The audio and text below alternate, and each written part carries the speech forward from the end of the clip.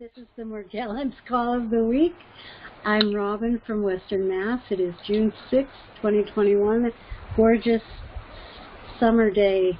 We missed spring in the Berkshires, but looks like summer's here. So I'm thrilled to be here with you guys. And after struggling for, I don't know, close to 4 years with mites, springtails, fleas, bed bugs, which all brought Morgellons into my life, I had given up hope. I wanted to burn down my house. I was just trying to figure out how to do that. And it's a big house with a stone foundation. I'm like, I'm not sure how to go about this. But so I asked my pastors to pray for me, and they prayed for creative solutions, which I thought would be a way to burn down the house. But what happened instead was I found Richard and his book, this call, and this group, and it changed my life. It gave me my life back, and I'm so grateful to be here. I did get reinfested again not this past Christmas, but the one before, and from Christmas ornaments. And then I got sick with COVID. I couldn't do anything in the house, and it's been a long haul. My body is clear. My house still has pockets of infestation, and I'm not thinking about burning the house, so I'm thinking about selling the house because I don't know if I can get rid of those pockets of infestation, but they're so much better. They are so much better. I mean, I can walk barefoot in my house, which that's crazy. I remember never being able to imagine I'd be able to do that again. I can sit in chairs in just about any room in my house.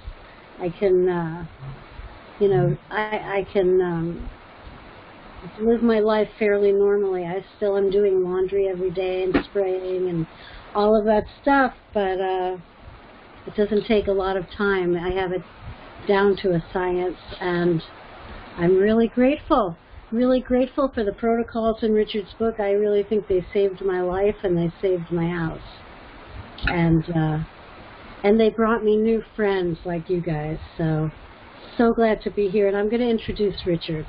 So Richard wrote this incredible book, which is, I think of it like the encyclopedia of how to get well from Morgellons, because it's filled with protocols. It's filled with what to do for your environment, your laundry, your shoes, your clothes, your car, your skin, your internally.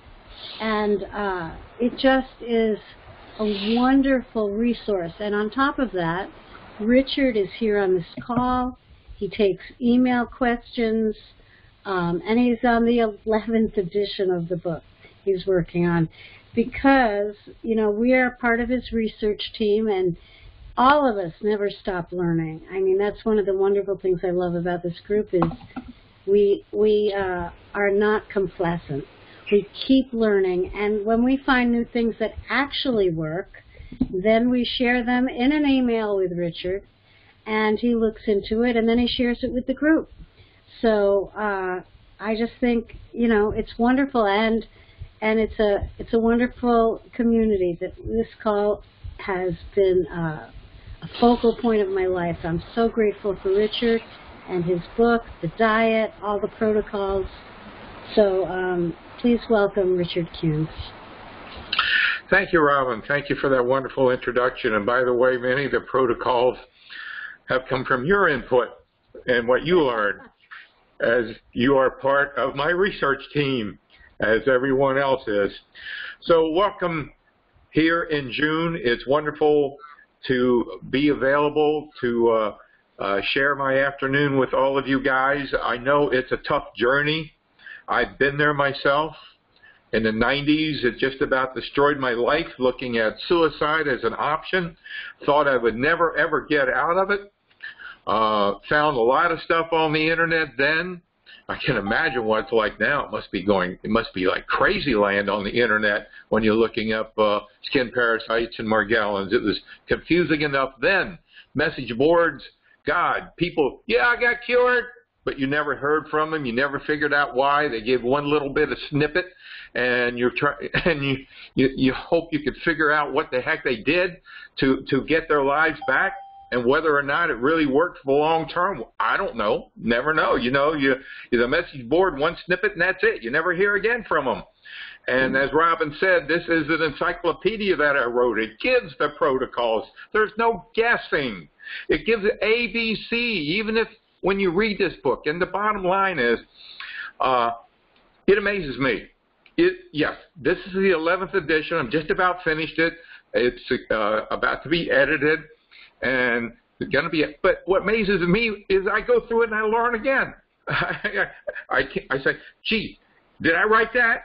Did I, wow, it's there. It's amazing stuff. And people who get their lives back don't read this book one time. They don't skim this book one time. They read it multiple times, as many as 8 times. And when they go through it, Morgellons has well, brain fog. You know what it is, brain fog.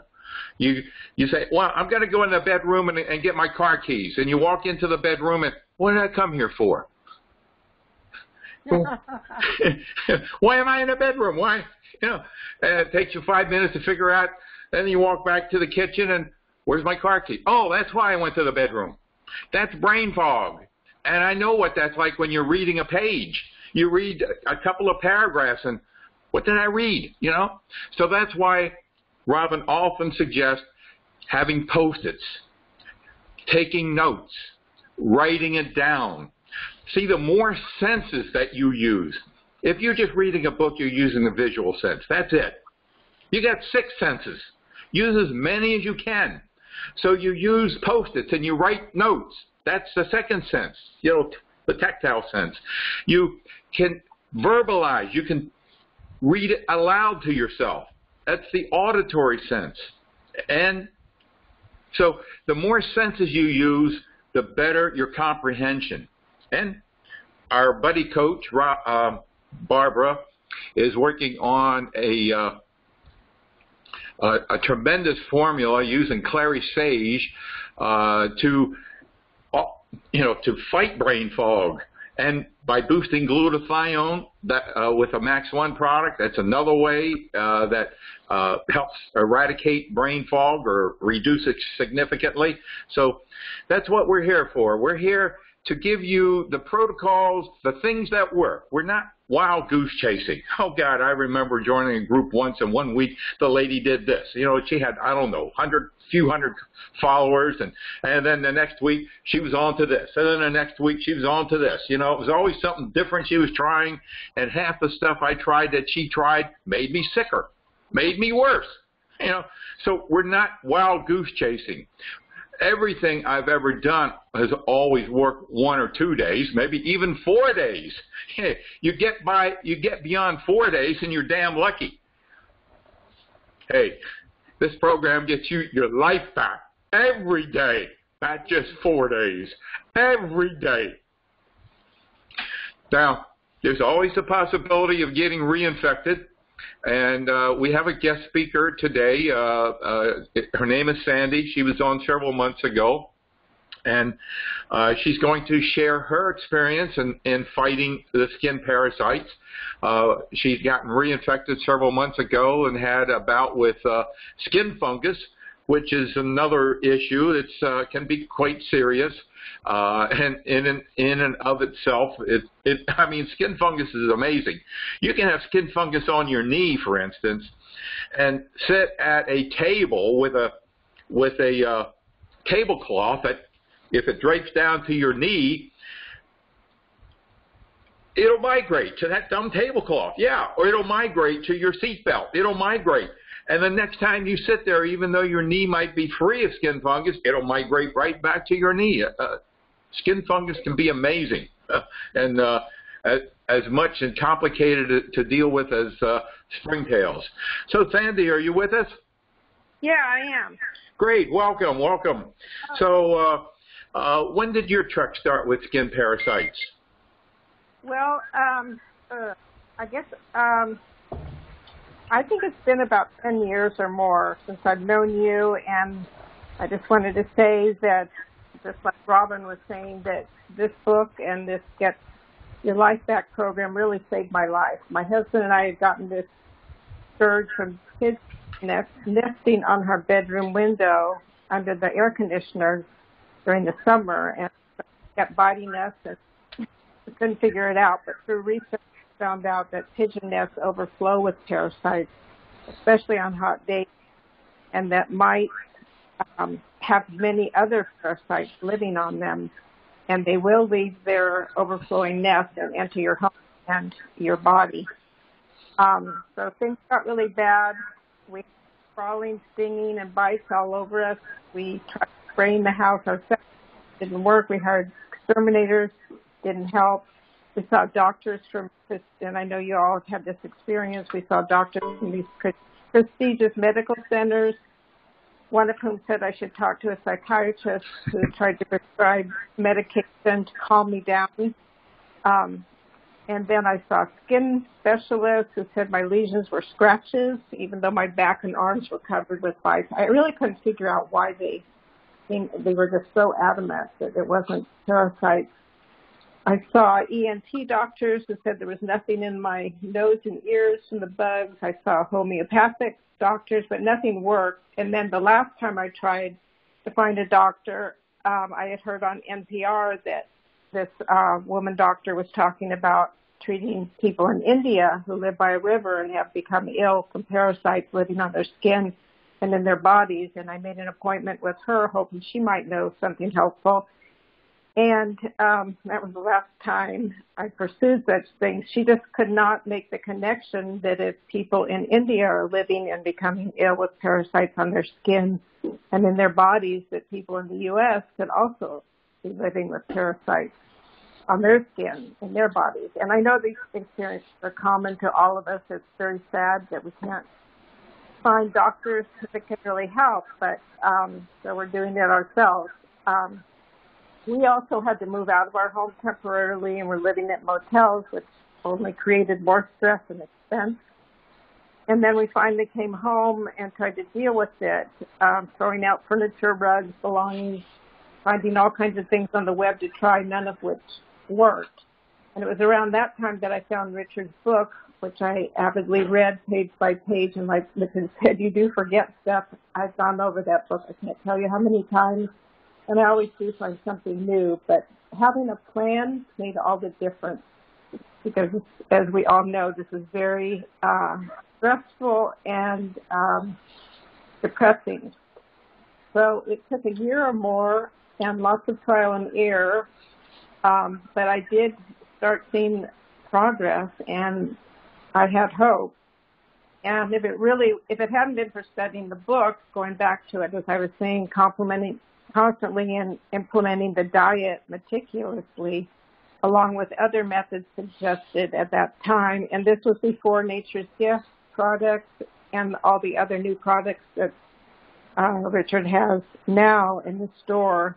I'm really not sure where I would be today, but we stayed on that stage one of the diet for months, and we started Orap, one of the medications that are available, and that really helped us too, while still practicing the sanitizing and all of that, and eventually getting off Orap, reaching a new level of normalcy. And I was able to, like Robin was saying, that you could sit on your bed, you could sit on a chair, you could reduce the use of the ammonia, although we still used it, which was really a lifesaver, and also getting through that stage. And of course, I've been reinfected many times since then, eating, and I think primarily from eating, not so much from the environment, but eating the same foods over and over, plus a lot of sugar. And this, now that I'm going through right now, is one of those times because of a digestive illness that I had, which was not directly related to this. I was eating a lot of fruits and other foods that I don't normally eat. And that problem has improved, but it also kicked off the bugs.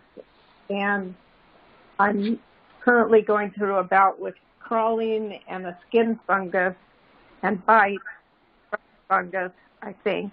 which has been difficult to get a hold of. The crawling is mostly gone now, although it does come and go a little, and I'm not sure why, but it could be. I have found that some of the food that's in the diet just doesn't work for me, so that's another issue.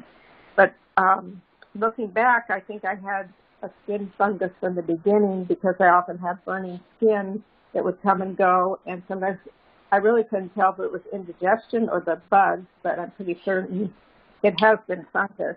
So this time it started with bad burning on my chest. It spread to my neck and arms and legs. Now currently the bites have kind of dried up, and the fungus seems to have improved, although there's still some burning, light burning, but a lot less. And I've been treating it mainly by spraying apple cider vinegar on my skin at Richard's suggestion. Also, I use a gauze soaked in apple cider vinegar and tape that to the areas and keep spraying that, the areas that have redness or bites. And also, I was told, and it's true, that if it is fungus, it burns when you spray it with apple cider vinegar. So that's been a good way of being able to figure this out, and also if it's still on my skin. So this is ongoing, and now, but the interesting thing, like Richard was saying, you keep learning. I've learned a lot of new lessons about all this, especially about diet as well as laundry. Things like wrapping pillows and mattress in vinyl has helped, changing your bedding daily, which is so difficult but helpful. And now in combination with Nature's Gift and the new supplements, I am hopeful I can get hold of this. One reason I think it took me so long this time, because other times were pretty short periods, I had to temporarily stop the supplements that I had been taking due to that other health issue, but I will be resuming that. So right now I'm still strict on stage 1, and I've learned a lot about food on the diet, and that even though it's in the book, it doesn't mean it works for everyone. I think that's mentioned in the book. Some people can't eat rice or spelt, and I might be one of those people, especially for spelt. I figured that out. But I also have to watch foods that turn to sugar. For example, as Robin pointed out, the rice or millet pasta I was eating a lot of was not made from whole grain. It was made from flour and was essentially turning to sugar, as well as the rice milk I was making. That all feeds the parasites. So once I quit those, I did see improvement, but I think new foods also are coming up. And then once, but that does leave rice as my staple, and I am wondering now if I'm eating too much of it. That time will tell. Are you eating the brown rice or the white rice? Yeah, no, I just eat white rice. So I don't know. It might not be rice, but it's like the main thing that has. I also from the digestive illness, I lost so much weight, and so now I'm really fighting to keep some calories. So I've been eating quite a bit of rice. Basmati rice has the lowest sugar content of any kind of rice. Okay. Mm-hmm. I'll try that. If you're sensitive with rice, like I found eventually basmati was the only one I could eat because it had the lowest sugar. Yeah. But you might want to try it. Yeah. Now, one of your comments, I'm not sure if the word came out, you applied the apple cider vinegar to the area that your skin was burning, and you said that you used gauze, and I don't think the people perhaps actually understood the word. You would wet the gauze with the apple cider vinegar, and then tape it to the affected skin? Yeah, I used Band-Aids to put it on my skin, and that seemed to really help. And then I would spray it during the day, kind of kept the Band-Aids on. And that seemed, it's definitely improved, but it's not gone, but it is greatly. A light at the end of the tunnel. You're moving in the right direction. Yeah, I think so. And just to summarize, I think the most important lesson for me, and it is what attracted me to Richard's program, is that it is science-based. And By that I mean that it's based on experiences and new findings. The experience is tested, summed up, and it's incorporated into, I think someone was saying earlier, into a body of knowledge about how to get your life back, and that knowledge is constantly evolving. And that's basically what keeps the hope alive in me each time I go through this, because I know that a central thing of this diet is that things develop in stages, and that is life. Everything develops in stages, but you can't skip a stage. And I think that's a principle that Richard's program is based on. This has been one of the hardest lessons driven home to me, and again recently by Robin and Richard. For example, that I can't be 3 steps ahead of the stages of the diet. In other words, I can't jump to stage 3 foods when I'm on stage 1, that foods have to be introduced and tested, and that I can't skip the cleaning process, the laundry process, the bathing, or I'll continually be back starting at the beginning. That has been, the food has been a real major issue this time, because I never had a problem with the food on the diet before, but I think because of being ill, that probably my immune system is weakened, and maybe I developed some allergic reaction to some foods that I didn't have before. I'm not really sure. But anyway, I'm just going to have to figure that out. Have you looked at maybe implementing the amino acids into your supplements regime? No, but I just gotten off of that. I'm like 4 days off of this acid controlling medicine that they gave me for the digestive, which is pretty tough.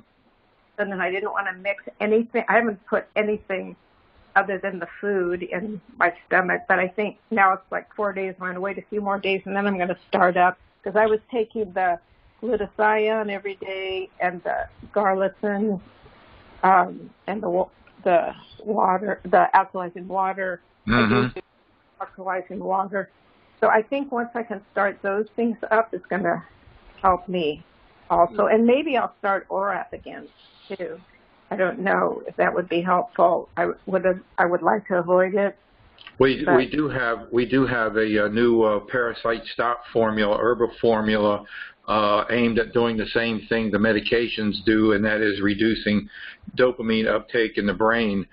So anybody who is reticent about those medications, that's an alternative that you could try and see if it will work. Cross your fingers. It should do the same thing the medications do without the side effects. Yeah, I can try. I just am so afraid to try anything new because I had such horrible digestive problems. I couldn't even. Right. Yeah, you need to give it time and go. Well, the important point that you made, and I say it all the time, is that, the diet is important. Don't do the diet. Make the diet work. And because of your particular sensitivities that have come upon you from other reasons, this is a particular challenge. And the diet works, and it's important to make it work again, because it does work. Yeah, I really believe in diet. I mean, and again, it comes back to science. I've tested it, and other people have tested it, and it has some very good reasons as to why it's working. So, I mean, I really do believe in it. But it's still hard, I think, as everybody going through. Yes, it is a challenge. And you remember you were at stage 2, and at some point I think you were maybe into stage 3. So there's really, really hope. Yeah. Oh, no. You'll get there again. Yeah. No, I don't know if I mentioned that I have been living fairly normal for years. With small problems that got resolved really rapidly. And I think one time I went back on Orap for a little while, but all the other times I had something, I just did the diet. And I remember one time they told me go back to stage 1 and start again, and I did, and then it cleared it up. How many years do you think you said this all started like 10 years ago? That must have been about revision number 2 of my book, or 3. So how many? I think I have the original. Yeah, maybe one day it might be worth some money. I don't know. How many years were you actually pretty well free of and living a basically normal life? I think it was just a year after that, the worst thing, and my house was infested, and there could be spots of it now, but they're not places that we go. I mean, I had mutations earth all over the floor, and that's hard because it kicks up and you're breathing it, but it does work. And everything that you suggest in the book worked, although things other places suggested didn't work. I mean, there's also the deworming medicine, all that, and that just made things work. I had the exact experience that you described in the book.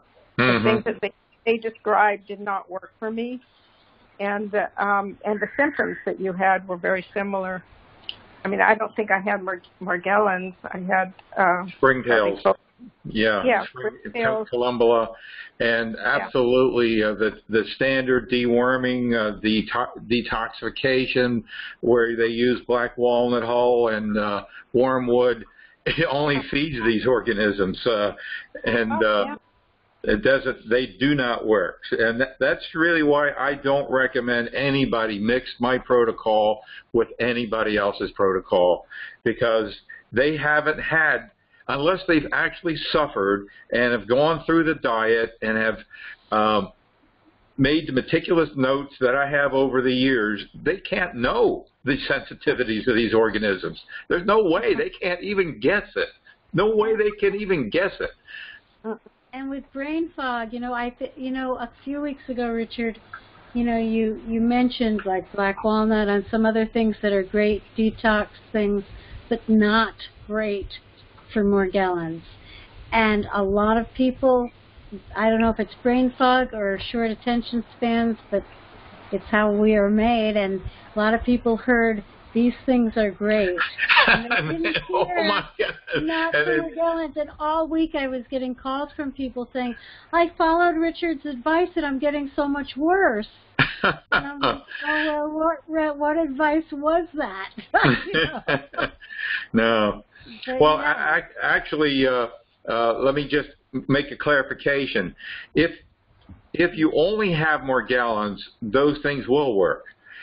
But 90% of the people with Morgellons have Columbella, springtails. And that, so you go by those stats. Don't even mess with black walnut. Don't even mess with it, or wormwood, or anybody who wants to detox you and with their special detox. We at one point, about maybe 6 years ago, or 4 or 5 years ago, we had an incredible detox program. It was about $250, and I warned, do not take it if you have Columbella. Well, one lady did, and she reacted like crazy to it. So we just took it away. We just can't.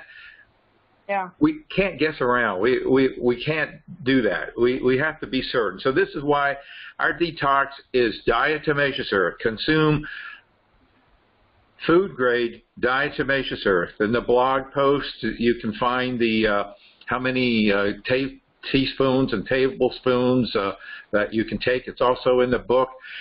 Then the mouthwash. I mean, nature's gift is really a gift from nature. I mean, we're not here to sell what we have in the store.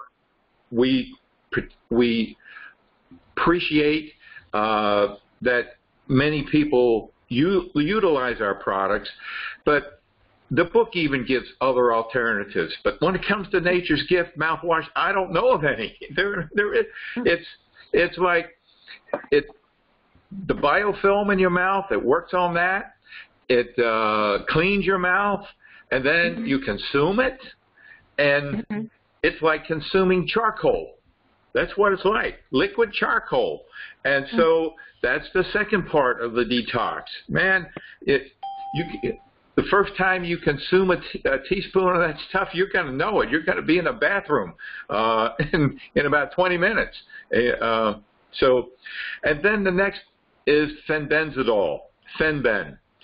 And you put those three together, and there's no way any internal parasites cannot be cleaned from your system. What's that? Fenbenzidol. Fenbenzidol. Oh. Okay. Now that I discussed some technical stuff, it's important for me to tell you that before the AMA and FDA require me to make certain statements, and that is before you start the King diet or accept any of my recommendation, there's a detailed questionnaire that when you sign up and start getting emails from us, you have a link to that questionnaire. Or if you email me, I'll send you the questionnaire.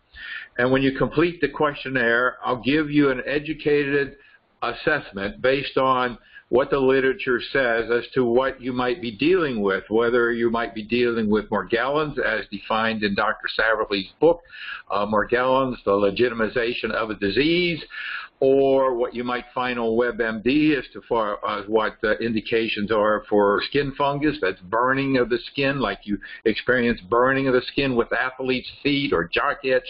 So you got burning on the skin of your arms and your legs, that's skin fungus. That's educational. And from my experience in dealing with springtails, I'll give you an assessment as to whether you're may be dealing with springtails.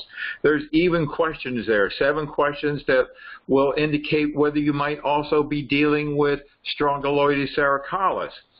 So based on those on that assessment, I provide a detailed set of recommendations. And before you start any of those recommendations, the FDA requires me to tell you to go to your medical doctor. You don't have to, but that's what the FDA tells me to tell you. And go over the recommendations with your doctor to make sure they do not interfere with any health problems you may be presently experiencing. I'd love to see you say, hey, he says I should boost my glutathione. You think that will help? What's glutathione? I mean, most doctors don't even know what the hell it is, much less the significance of it. I was listening to Dr. Klinghardt. He is one of the most respected medical physicians in the world outside the standard medical definition of a doctor, okay? Alternative medicine, most respected. He was talking about the thing that children suffer with, autism. And his experience with autism is that it is spirochete based, that you don't typically go to your doctor to get a Lyme test if your child is experiencing autism. You don't. No, people don't do it. You don't even suspect Lyme disease. You don't even suspect the spirochete. Okay, you just don't do it. And even if you did do it, the tests are not conclusive. The tests are not dependable. So autism is, in his findings, connected with Lyme disease. And he's talking about the spirochete and how it loves toxicity, cellular toxicity. Lyme disease loves a cesspool. If you take away the cesspool, Lyme disease pretty much is starved, cleaned out, okay? And this tremendous respected physician did not even mention the impact of glutathione in detoxing. He went through all the other things you can do to detox your cellular structure. He went through the other things you can do to enhance your mitochondria that is in every cell. But did he mention glutathione? I can't believe it. He didn't. So, discuss these according to the FDA, with your medical doctor and make sure they do not interfere with any other health problems you may be presently experiencing. And the AMA says that by law, we are not here to diagnose. Nope, that's why I said I educate you according to what the other sources indicate. And we're not here to treat. No, we're not here to treat anything. We're not here to diagnose, treat, mitigate, or cure any disease. What we are here to do is to educate. Educate you how to clean them out of your body using the King diet, how to clean them out of your skin using any of our products or anything listed in the book that you can find in the pharmacy, how to clean them out of your environment using basic ammonia or any of the products or disinfectants that we have in our store, or ozone, one of the questions that somebody asked Ethel was about ozone. We'll get to that in the question and answer period. So that's what we're here for, to educate you, and to educate you as to the targeted supplements to build health and immune functioning. That's what we are allowed to do. So, and when people follow the protocol, and it's not easy, and with brain fog, as we talked about earlier, it is a little bit more of a challenge. So that's why we are here on Sundays. We're here to give you inspiration, provide you a place to ask your questions, to share, a buddy system we'll talk about later on, to find a buddy, to somebody that you can talk to during the week to get help, or support them.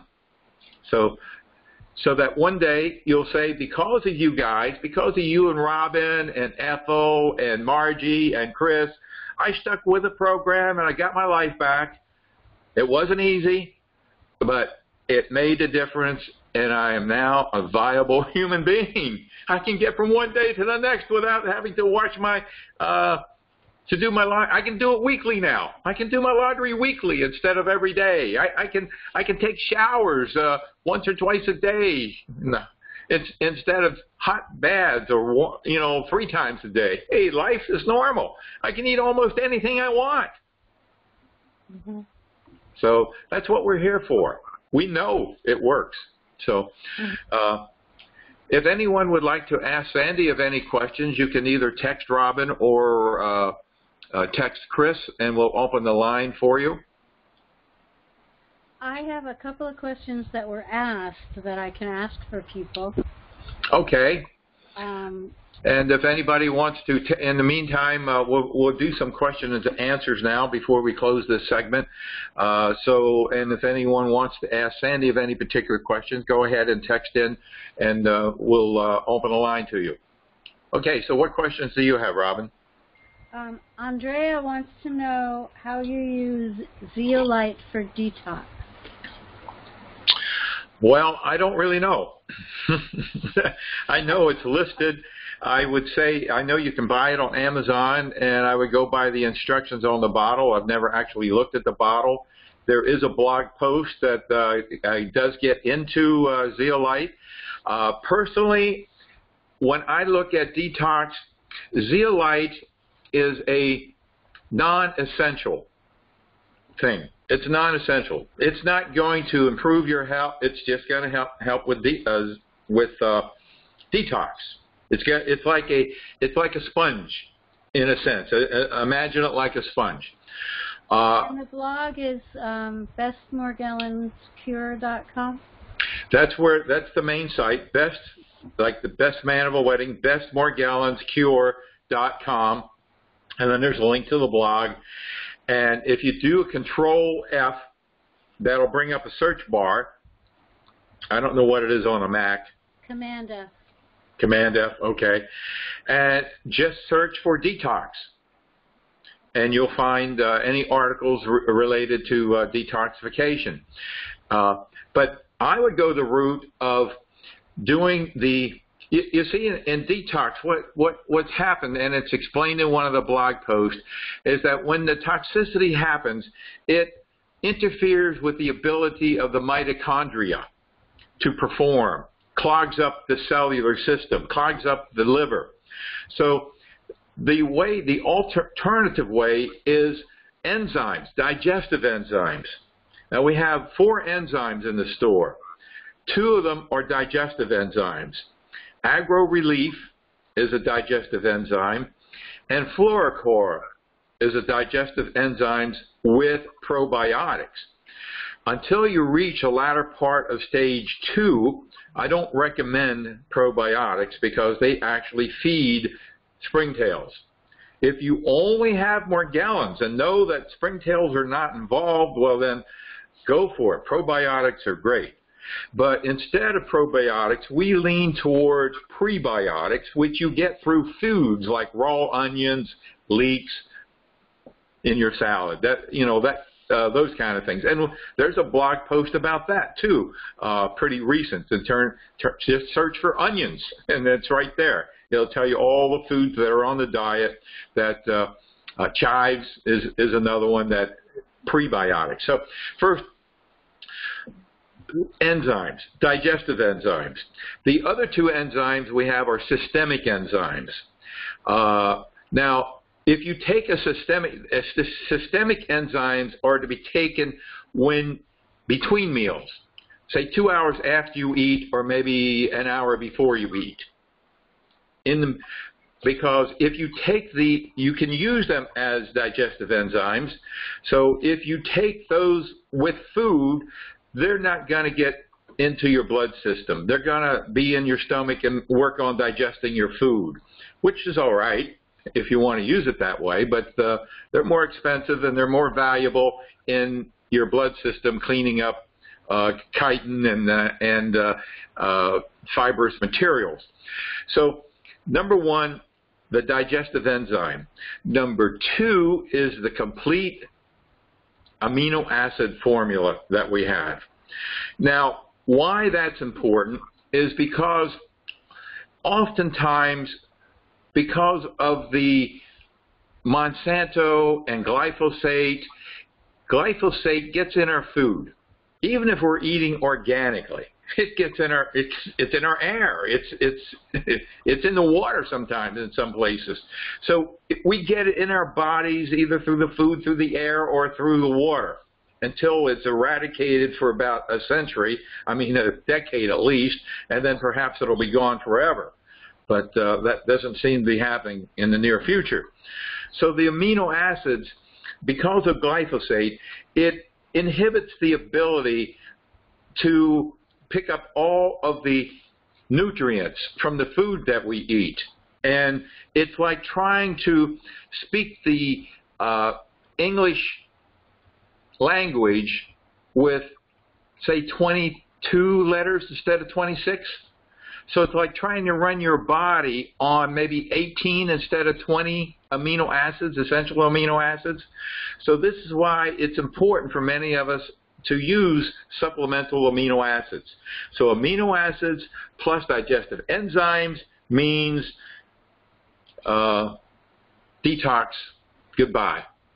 Effective way of dealing with detox reactions. Okay, any other? What?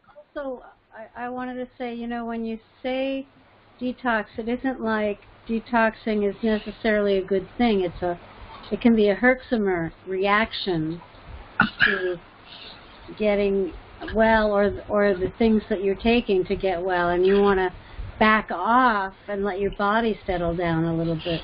Well, that's the interesting thing. When we talk about detox, the word is used 2 ways. One, if we have nematode, helminth, worm kind of thing, and we have those in our system, we want to get rid of them. We want to detox our bodies. So we take wormwood and we take black walnut. Forget, we talked about that. We take diatomaceous earth, and then that has a way of cleaning them out. Now we have to get rid of those things. So we're detoxing, but now we have to get rid of those organisms that have been cleaned out of our system, that are overtaxing our liver and our other organs. So we have to get rid of them. So that's the detox reaction. And many of our supplements Glutathione, max 1. It can detox. Like I said earlier, it cleans up the cellular structure so the spirochete has no fun. He's no cesspool to live in. The garcillin, amazing. That will also detox you and create a lot of stuff that has got to be gotten rid of.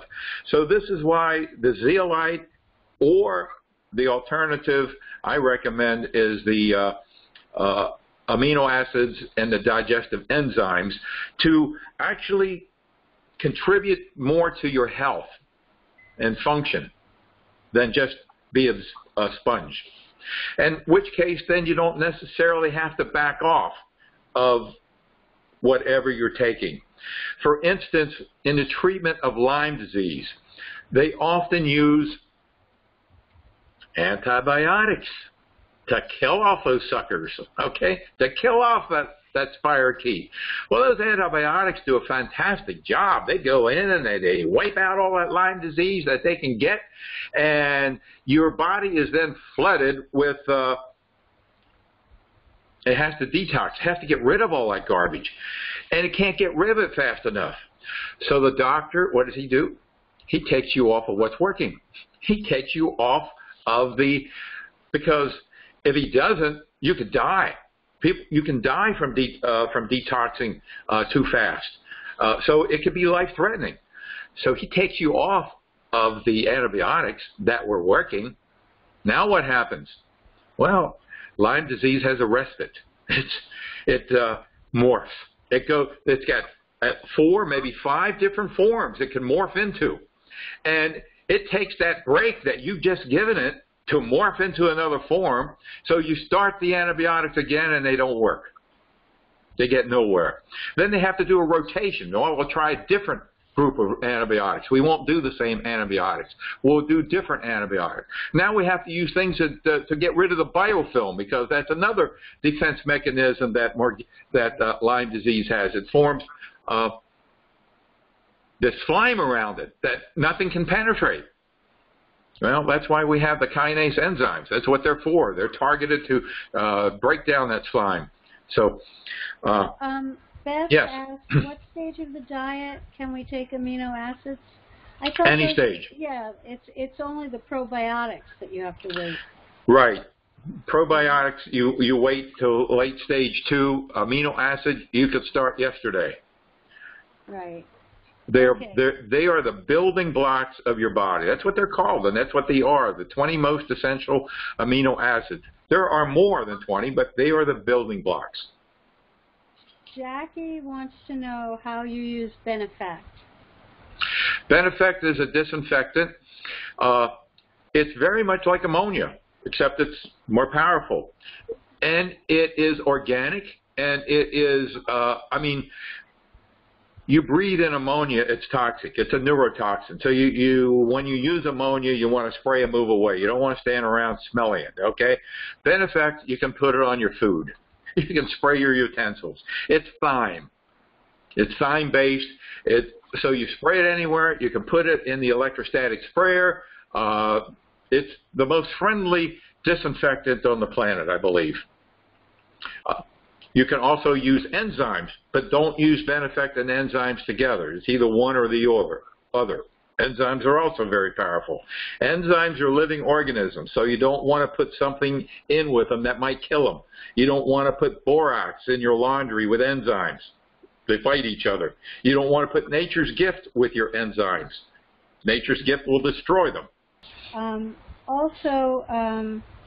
Beth has another question. How does Orap or Pimizide work? Why does it work? Why and how? Well, this has been a massive question for almost 20 years, as far as I know. Why? The irony is that when the doctor sends you to the psychiatrist, you go to the doctor and he says, well, you have delusions of parasites. You should go see my psychiatrist buddy here. And you go see the psychiatrist, and he says, well, yeah, I think you should take Orap, which people classify as an antipsychotic, and you know, I don't know. I would take exception to that if I had Tourette syndrome, and because that's what it's often used for. But people say, yeah, it can be used as an antipsychotic, and then you go crazy. Well, you know, I want an antipsychotic. You know, that's stupid. You know, he thinks I'm nuts. He's going to give me an antipsychotic. You know, and they walk away. Well, but yet if you look in the family practice notebook, I have the several pages copied in the book in chapter 6. It says for delusions of parasites, the doctor's supposed to give you Orap. Well, so the doctor's doing what he's supposed to do, but then the amazing thing is it works. All right, so here the doctor is treating you for a mental thing, delusions, and it works. Why in the hell does it work? You know, well, it's not because you're psychotic or you have delusions. If you go a little further and you do some research, you'll find that Primazide, along with 10 other medications that are listed in the book, also reduce dopamine uptake in the brain. And if you do a little more research, you'll find that parasites have a way of creating dopamine in your brain. I mean, they have a self-fulfilling thing going on here. So you have the parasites. They have the way of actually creating more dopamine than you actually need because they want it. They need it back. They create it so they can get it back and keep their cycle going. So these medications reduce the dopamine uptake in the brain. And when that happens, then the parasites aren't too happy. They're just not happy. And you are, because you can get a night's sleep. And that's what happened to me. The first tablet I took, I got a full, complete night's sleep. And I said, wow. Doesn't work that way from everybody, and people have side effects, and that's why over the years people have reported to me, well, you know, Risperidone worked for me. Oh, you know, Abilify worked for me. Oh, you know, Seroquel worked for me. And I checked them all out. They all have an impact on reducing uptake of dopamine in the brain. And there may be other medications that we don't know about that do that. And this is why then about a year or so ago when the lady's name was Olga. She was reading the book, and she read that part, and she just wrote me, well, why don't you look at herbs? There are herbs that do that. She provided me a list of herbs. And Barbara, our buddy coach, is also an herbalist, so I go to her. And it took a year, but we have formulated the Parasite Stop or herbal formulation, which theoretically should do the same thing. We haven't gotten a lot of feedback, so I'm not going to make any claims, but there's no reason why it isn't doing the same thing that these medications do. So if you've been taking the Parasite Stop formula, please let us know what's happening, how it's working for you. Any other questions? Yes. Just got... Yeah. The cocoa in your store, Richard says if you cook with it, you need to use baking powder. What's that? Hold on, let me get this question pulled up. The I don't know who this person is, but the cocoa in your store says that if you cook with it, you need to use baking powder. Is all baking powder okay? Baking powder, you want to use baking powder only without aluminum. Right. Most baking powder has aluminum in it, but there is baking powder that you can get. Are you familiar with the brand, Robin? I have it in my cupboard, but it says aluminum free right on it, so you just want to look for that, and usually the place to find that is in a healthy section of a supermarket or a health food store. Right, and aluminum has nothing to do with parasites. Okay, let's get that clear. Aluminum has to do with fluoride, and that's another thing you want to get rid of. Fluoride is a chemical waste product. Chemical waste product. If it weren't for some idiots back in the 40s and 50s that did some ridiculous research saying that fluoride reduces caries, dental caries, it wouldn't be around. I mean, so they took, instead of having to spend $1,000 to get rid of 100 pounds of fluoride, they sell it to toothpaste companies and make a lot of money out of it, put it in your toothpaste, and fluoride has the ability to soak up aluminum into your brain. And that's the, I mean, there are a lot of, there's dementia, Alzheimer's, and they're just learning about this stuff in the brain. Beth has one more question.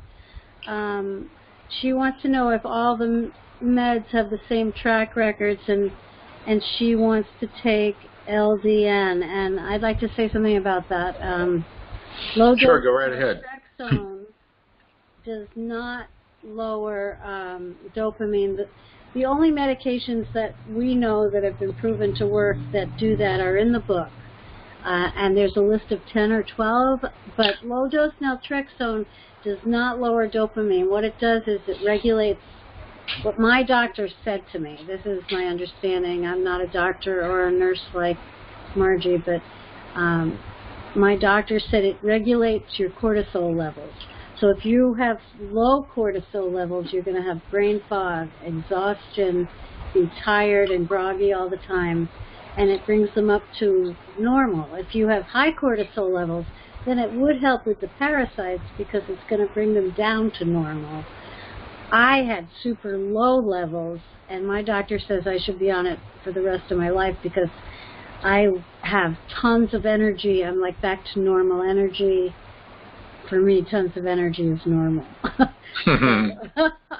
So, you know, LDN can be helpful, but it's not necessarily, and I take it in the morning instead of in the evening like it's recommended because it gives me so much energy. I wouldn't be able to sleep. But, yes, I know LDN was in the book. But it helps you if you have high cortisol, and you can get that tested.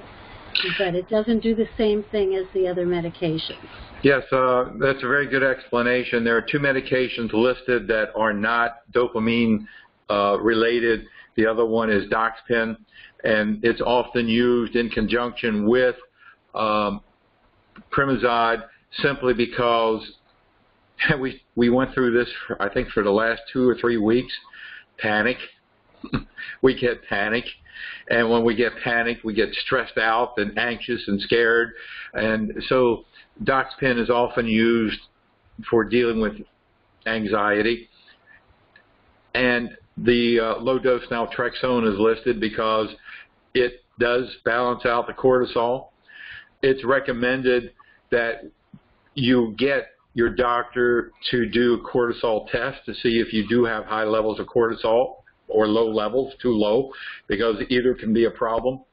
We've done many, many, many segments about stress management, about how when we overreact with stress that one of the hormones that are produced is cortisol, and what cortisol levels, heightened cortisol levels do is that they release blood sugar into, you get high levels of blood sugar, and that feeds the parasites. So it's like another way that the parasites get fed is by you becoming anxious about them, stressed out, and that is like a self-defeating circle there. So Right. You have anything to add to that, Margie? Well, just that what happens is that it's a cascade of hormones. When you become stressed, and stress is often precipitated by a thought that there's something in your life that you can't handle. So it's really a thought, not the event, it's the thought about the event, and I want to underscore that, because that's how you get to help to modulate your stress, is to notice your thoughts, and often our reaction is that we can't handle whatever's happening. And then what happens is a whole cascade of hormonal activity goes on in the body. And one of them is that gluconeogenesis occurs in the liver. So the liver actually puts out glucose into the bloodstream because we're animals, and the animal body just knows we need energy to fight whatever is there. And that's great if we're actually fighting a saber-toothed tiger. But if we're not, those hormones are toxic to have them released over and over and over again in the body. And the good news is that there are interventions that we can take. It takes time and practice, and some discipline, but we can actually intervene. And I'm going to talk about one of them at the end of this call. But you know, as you know, I am a real proponent for eliciting the relaxation response in the body, and there are many techniques that you can do to do that. So your go-to response after a while is not that, because you're paying attention to your thoughts and you're questioning them, or you're looking at it and saying, well, is this really true? And most of the time our thoughts are based on something we're imagining. So anyway, yeah. Thank you. That's a great explanation, and that's exactly why in every call that we've had since day number 1, we've had a stress management component. And whether Margie does a part of it or Robin, we've always dealt with that as an aspect as important as disinfecting, as important as the diet, as important as everything else. It all comes together. Thank you. Any other questions? Okay, I wanted to ask about the function of lemon juice when we mix the diatomaceous earth and the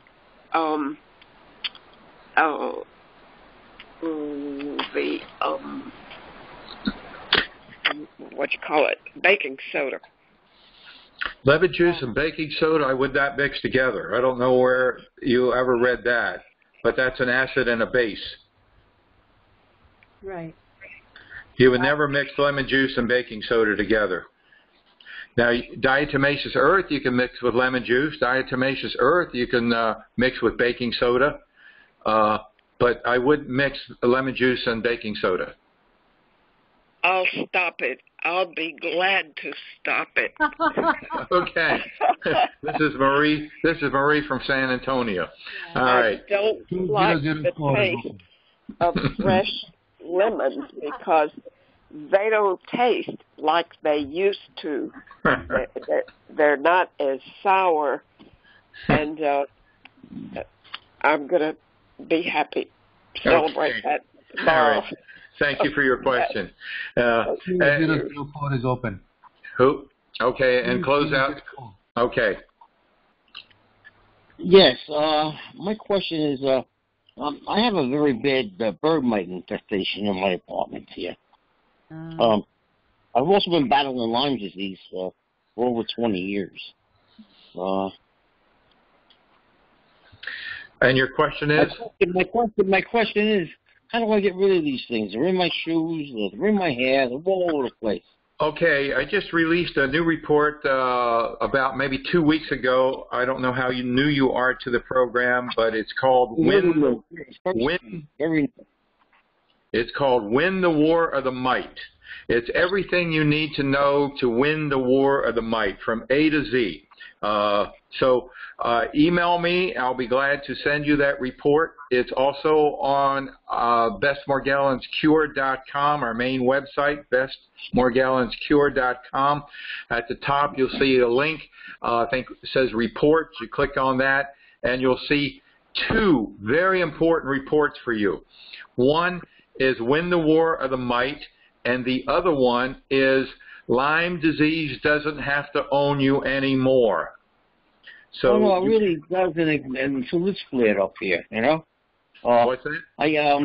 It really didn't until I came across this problem with the bird mites.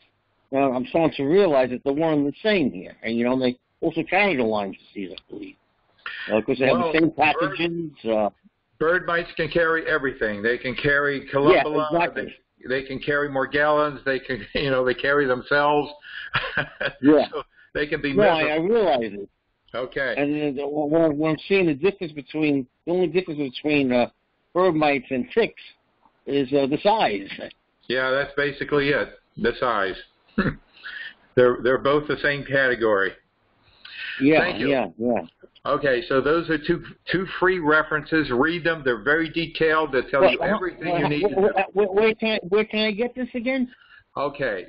Best. The website is best, BEST, morgellonscure.com. bestmorgellonscure.com. All right.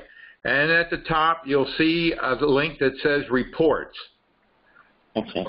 And click on that, and then you'll see the 2 reports that are what you just what you asked about. The answers, everything in those 2 reports. Okay.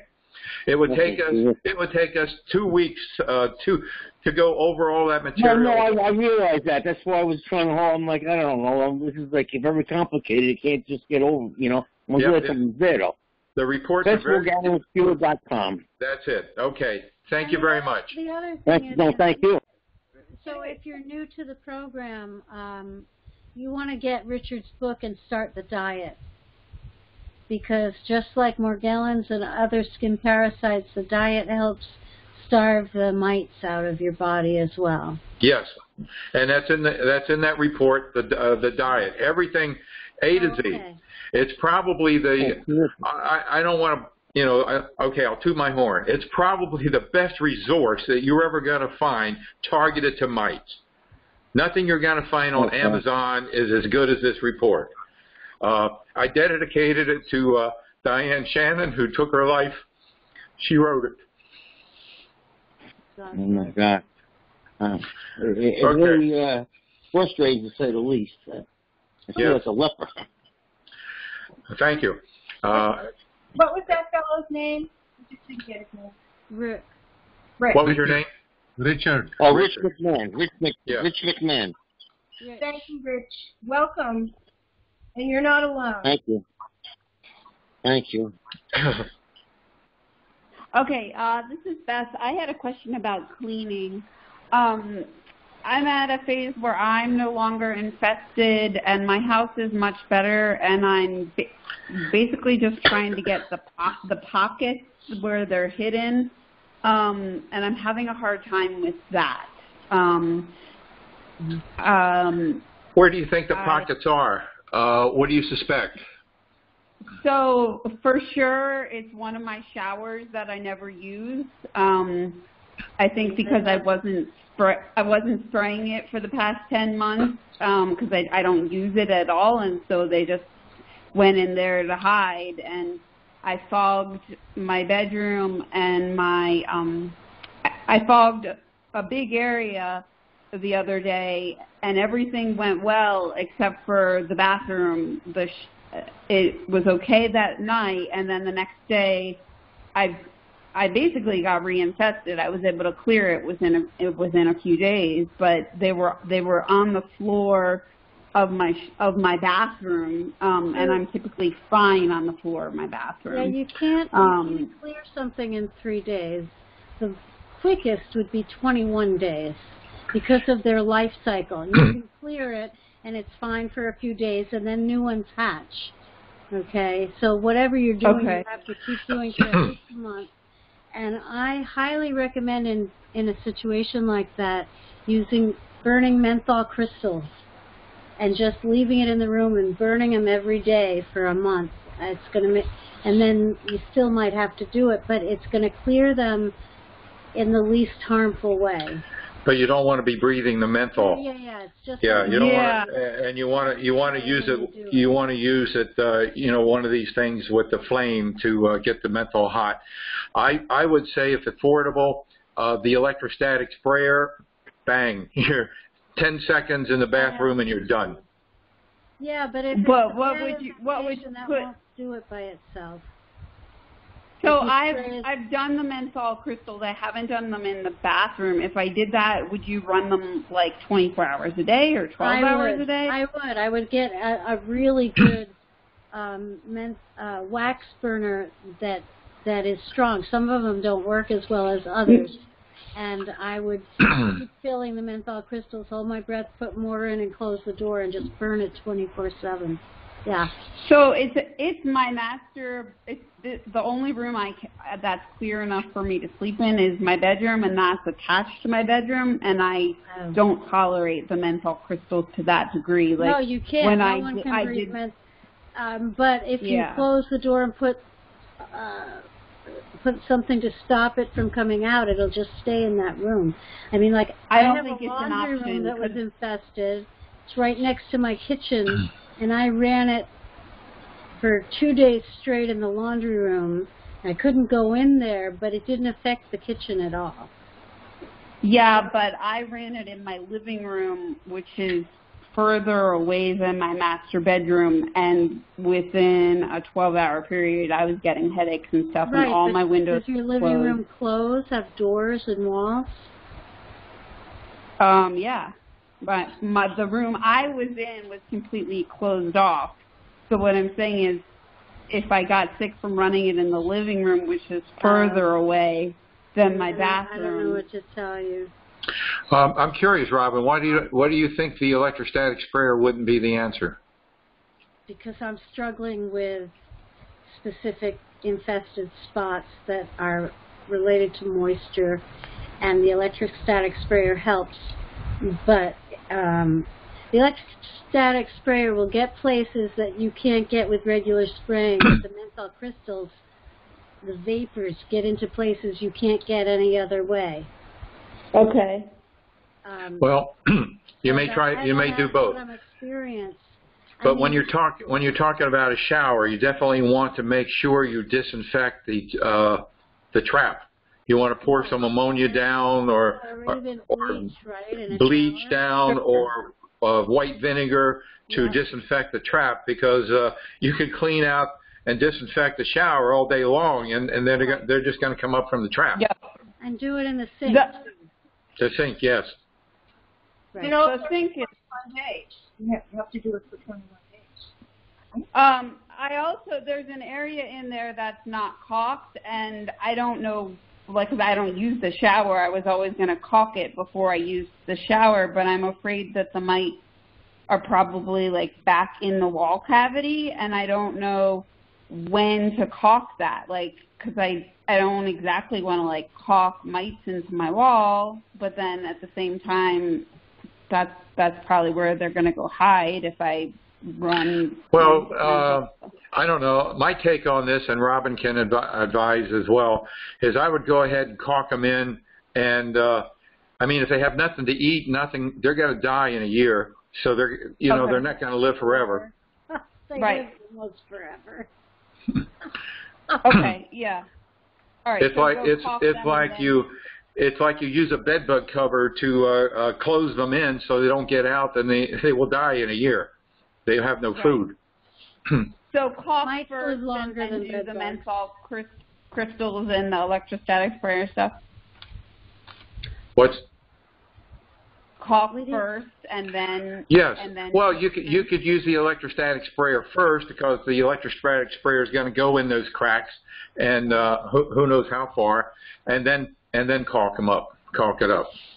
And you can also and what would you use? Crystals with the with an ozone generator, and spray with the electrostatic sprayer, and then either use the ozone generator or the menthol crystals. I just found the menthol crystals to be more effective, because I can keep burning them in separate rooms. All right, I'll definitely add those back in. And what are you guys using in the electrostatic sprayer these days? I know Richard used to use ammonia, and I know Robin has used various things. Never ammonia in the electrostatic sprayer. It will destroy it. You can use the enzymes by themselves, or you can use the Benefect by itself, or with the antimicrobial, or you can use the Metaclean by itself, or with the antimicrobial. Okay. Got it. Okay. Mm-hmm. Yep. Well, I was diagnosed with sleep apnea, and I have to use a CPAP, and I was wondering if there was some way to disinfect that, because I'm worried about just giving that back to myself. Well, I see on TV all the time things to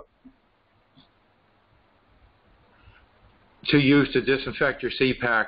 You familiar with that, Margie? Well, I mean, usually people, if things get really you can get replaceable parts for it if it gets very infected. I don't know. And there are ways to disinfect. I mean, you wash it, you clean it, you can spray it with, soak it in whatever. I mean, doctors will recommend ways to disinfect those. Yeah, I see the things on TV all the time where they advertise to disinfect them so you don't get rid of. Yes. She said to use baby shampoo, but that doesn't seem like, I don't know that would work. Who said the baby shampoo? I think that these things are in my nose, and that's what's causing my sinuses to be inflamed, which is inhibiting my breathing when I'm trying to sleep. Well, you could try, instead of baby soap, you could use Nature's Gift debriding soap. Okay. Yeah, we've handled that question several times. It's not uncommon for people to have them in their nose. We've talked about even cleaning your lungs, clean your ears. You can use cotton saturated with Nature's Gift and put it into your nose. Q-tips, you can do it in your ears. We have ear drops that you can get in the store for your ears.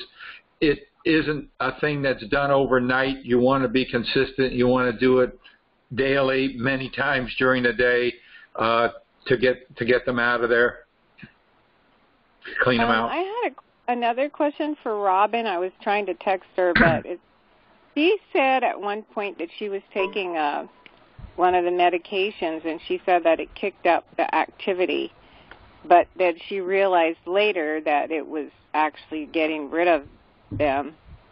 And I had a medication prescribed to me for, I guess it helps with sleep and also helps, I guess, people who deal with depression and stuff. And when I took it initially, I felt so much stuff. I could not sleep. It was terrible. But I'm wondering if it's actually bad or if it's actually helping, and they're like just kicked up activity because, they don't like it. What's the medication? I never said that. It's, tramadol.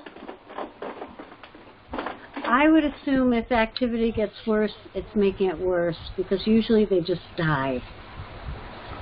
Okay. What I said was I was spraying with the triple pesticide, and the activity got worse as they were dying in my environment. Never a medication that I took to make things better. It's trazodone. That's what it's called. I have no comment about that. Do you know anything about that medication, Margie? Oh, it's used for anxiety. So I'm not sure how it modulates your immune system and your brain chemistry. I have no experience in really. Yeah.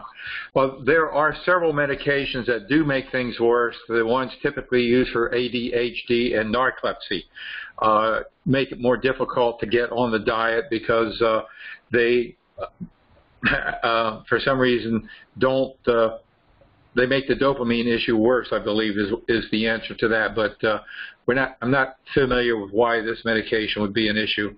Well, maybe an anti-anxiety medication does the same thing. It increases too much dopamine. I don't know. We'd only be guessing, and we don't want to be guessing. We don't know. Yeah, we don't know. But I would assume it's a bad thing if there's more activity.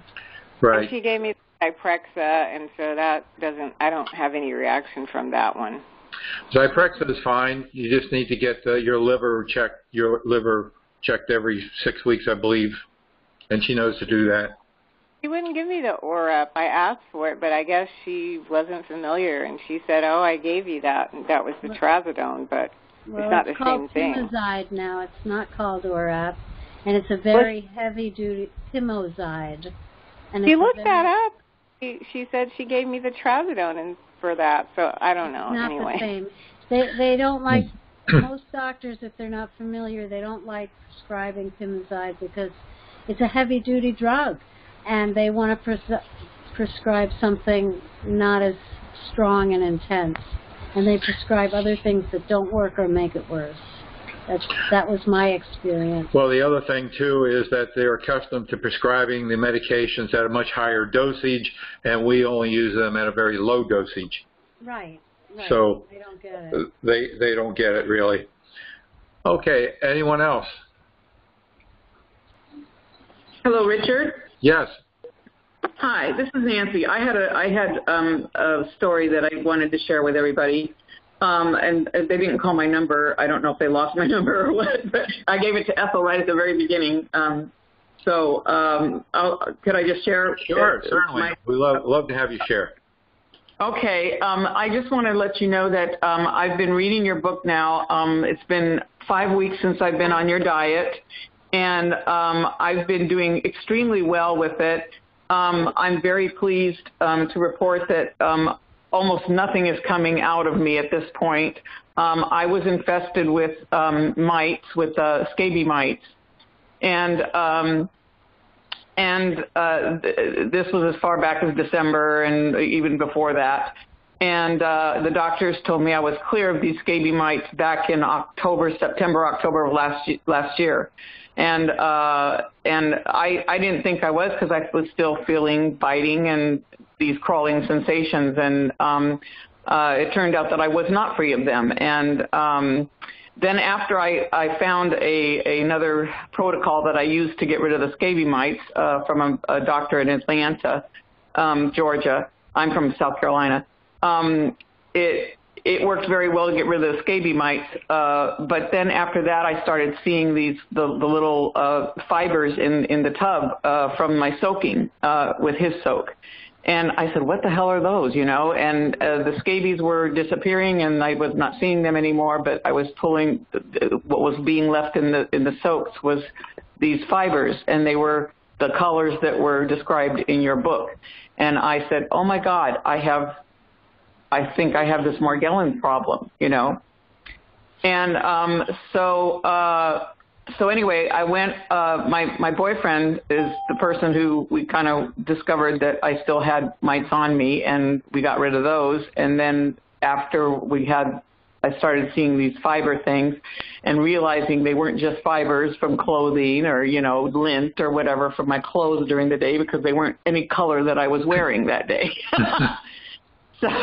So I started to read your book, and he found your book actually online, and I realized quite honestly that I said they couldn't be fibers. I'm looking at them under a microscope that's 100 power, 100 time power. So I said, these are not threads. These are things. These are creatures, And so anyway, I read your book as well as I could at first. I wanted to get as much information into my brain as I could, and of course there's a huge amount of information to digest in your book.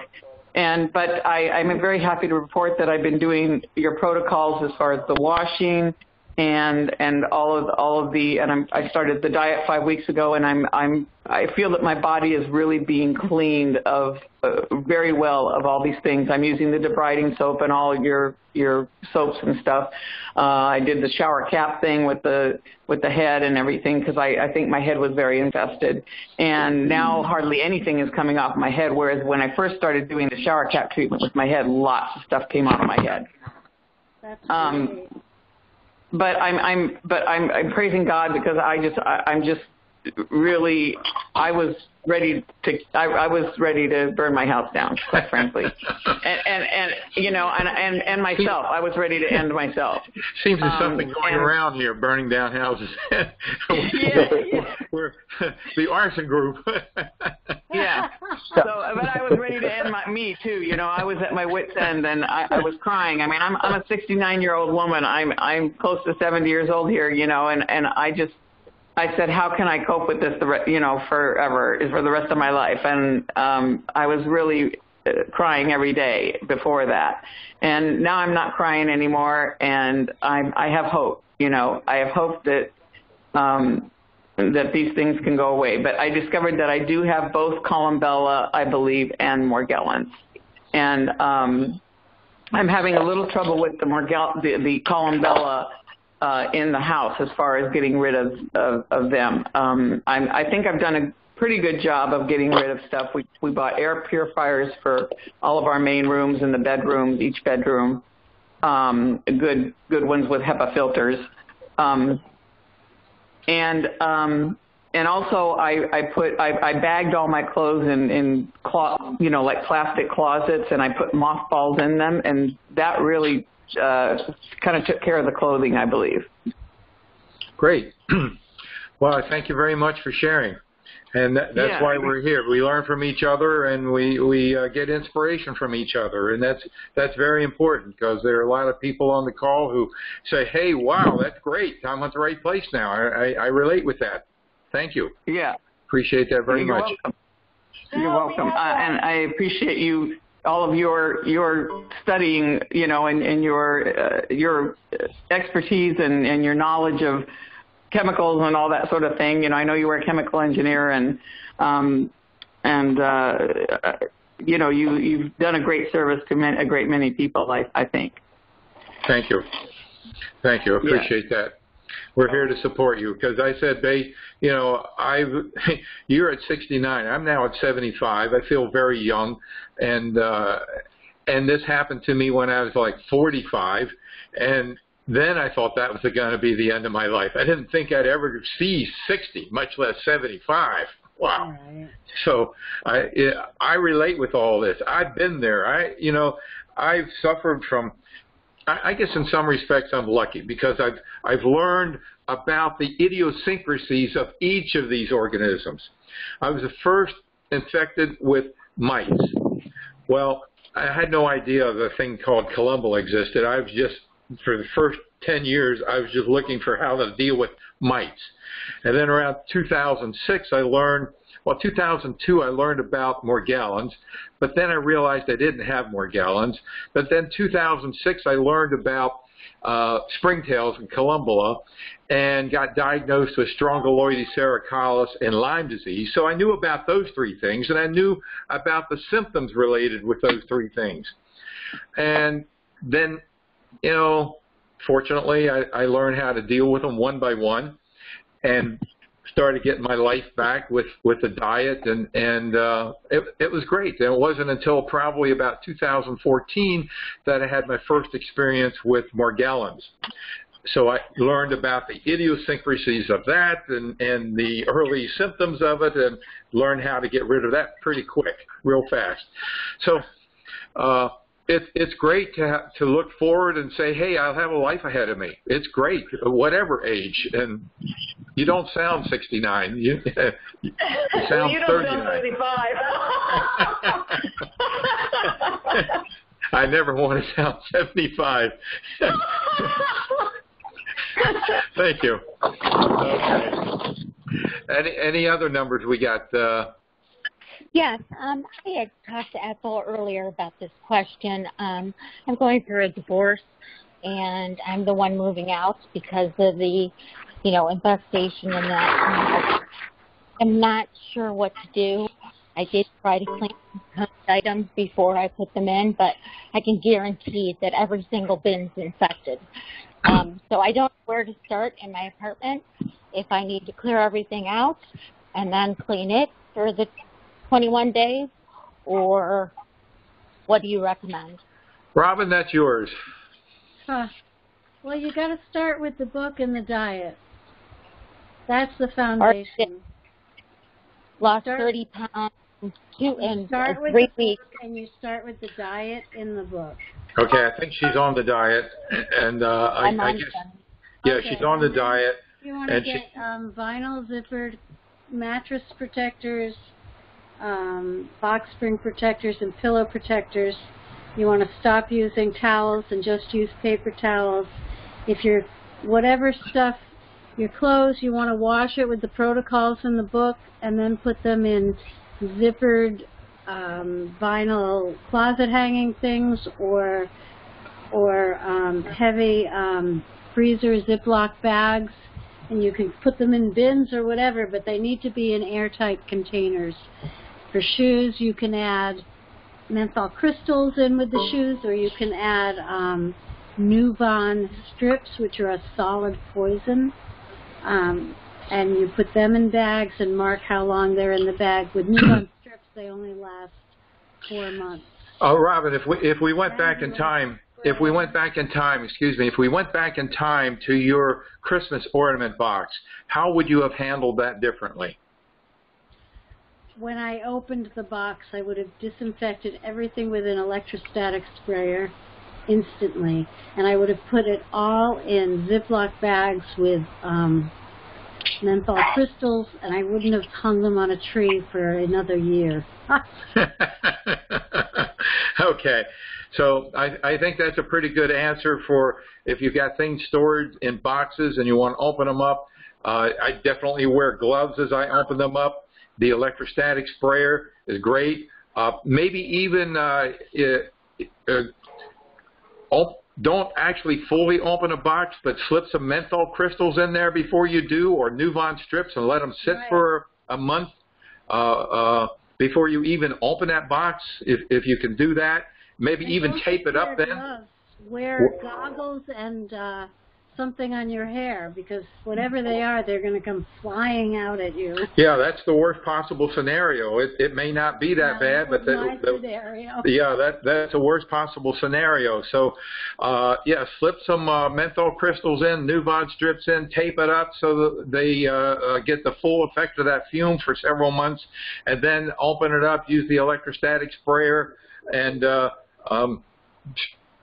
open that box, spray it right away. Don't 1 second, Depending what's in the box. If it's stuff that's hard, wipe it down with ammonia after you spray it, or a Benefact, or one of the cleansers. If it's clothes, use the laundry protocol and then put it in Ziploc bags or vinyl zippered things. But you still need to. I found that you can't just generically spray something. You have to actually clean things with disinfectants to be really safe. I definitely agree with that. Okay, did we answer your question? You did. What about furniture? Would I be best off taking the least amount possible? Oh, I don't know. I think with the electrostatic sprayer, I mean, it's not cheap, but it's an amazing oil. It's half the price it used to be. It's only like $4.50 now compared to $8.90. We haven't found a different supplier. You can spray your furniture. Again, it's the 21-day thing. You need to do it every day for 21 days if you're dealing with mites. And if you're dealing with mites, you want to get that report that I talked about earlier, Win the War of the Mite. So you make sure you have all bases covered. Everything we talked about is in there, except we didn't talk about opening up a box like we just did, which is important. Right. Right. And the thing about furniture, you can, like Richard has a cedar oil. You can mix your own oils also. You can use cedar, clove oil, peppermint oil, and lemongrass, and clean your, if it's wooden furniture. Yeah, cedar oil, the red cedar is the best. Yeah. The red cedar oil is the best of all possible oils. Even if you have the kinds of organisms that, particularly if you have the kinds of organisms that eat into solids, whether it be countertops or metal, you use that red cedar oil on them. But okay, the first time I was infested, I threw out half my furniture, and this second time, I've thrown out almost nothing, and I have been able to salvage everything. Yeah, there's no reason why you need to throw anything out, really. Well, I needed to declutter anyway. I know, yeah. I've already shaved my head and have bleaches coming out of my head and my nose with all the supplements and medications I'm on. So I guess that's a good sign. I don't know. I didn't quite understand what you said there. I said the thing is I still have things coming out of my body, like shaved my head and I had bleach come out of my head. It won't come out of my nose. Right. So you're still reinfesting your environment as well. Right. Mm-hmm. Okay, stick with the protocols. Keep coming back. Keep asking questions. We're here to provide the answers to the best of our ability. We don't know all the answers, but I think the three of us probably know more about this than most other anybody else on this planet. Gabriel from Selma, California. Yeah. My question is, my girlfriend from time to time will tell me, "Do you see that? Do you see that?" And she's telling me if I'm seeing stuff pop off her head, and I can't. And she gets so upset at me because I can't see it. And I tell her it's microscopic. I cannot see it. Nobody can see it. And she gets just frustrated with me. And I don't know how to. I just try to support her the best way I can. Are you affected by the organisms, or is it only her? I think it's only her. Okay, you could be a carrier, but maybe not. It doesn't matter. The important thing is that she reads the book. You're not going to do it for her. And it doesn't matter whether you see them or whether you don't see them. If she feels them, she can complete the questionnaire. I'll be glad to give her a detailed protocol and recommendations and an assessment as to what she's dealing with, as I discussed earlier. And then it's up to her to do it. She's going to have to do the diet. There's no way around this. This entire program, if it weren't for this diet, I wouldn't exist. I might be dead by now. Nothing else in the book. The book would never have been written. Nothing would happen. We would be at zero. So the diet, it's it. And as I said earlier, make the diet work. Just don't do it. Make it work. I used to say do the diet. No, make it work. And do the disinfecting, do the cleaning. There are basically 4 things that she needs to do simultaneously, and she needs to be the one on this call, not you. Well, it's good to have you. It's great that you're there to support her, but she needs to be the one on this call. She needs to be on that diet. It's very detailed, very specific, very difficult. Some people find it easy. Number 2, cleaning. Cleaning her skin, bathing 3 times a day. Number 3, disinfecting the environment, as we talked about during this call. And 4, if economically feasible, the supplements, the targeted supplements to build health and immune functioning. Those 4 things. And we're on easy street from then on. You heard the lady before share just 5 weeks, and she's come a long way. Yes. So that's how it works. So thank you, and please implore her to get on this call. Okay. In fact, the last 3 recordings we did were about panicking, and it sounds like she's in the panic stage. So it will be very beneficial. We do have an orientation video. It would be good for her to watch the orientation video, and then the last 3 segments that we had about panicking. And then, of course, this segment. Thank you. Okay. The orientation videos on YouTube? Yes, all the videos are on YouTube. Okay, thank you. Yep. When you get the emails, it tells you the link. In fact, the emails actually have a list of all the YouTube videos and what the subject matter is. Thank you, Richard. You're welcome. Keep coming back, or have her come back. Thank you. Okay. Anyone else? Thank you. Well, I guess that concludes this segment. It was a great segment. And we'll go on to Margie's segment.